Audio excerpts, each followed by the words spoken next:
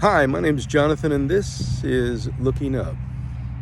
I talked in a previous episode about doing some inventory work on trauma and pain and things like that. Well, guess what? That's not the only thing you have to inventory. Like your habits, your thinking patterns. Those things need inventory because they create messes in your life. It's true, when you live alone, you can't blame anybody else for the mess in your house. It's all yours. So you have to inventory the mess inside you and the way you think.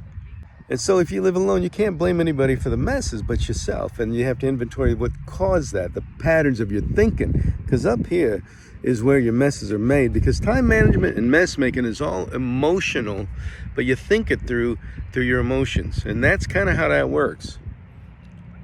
Now, how are you going to do that? Because you might have a lot of thinking patterns and things like that you don't understand, or you're never familiar with inventorying them or writing them down. So here's what you got to do.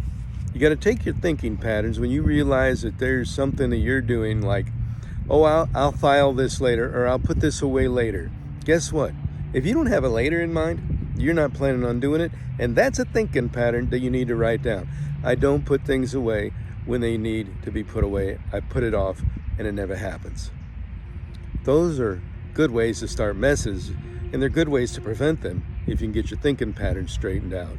So it's very important. Write them down so you don't forget, so you can look at it, work on it, and not forget. Because it's your mind and your brain you're trying to change. I'm not going to tell you what to do, I'm going to tell you how. And then you can do with it what you will.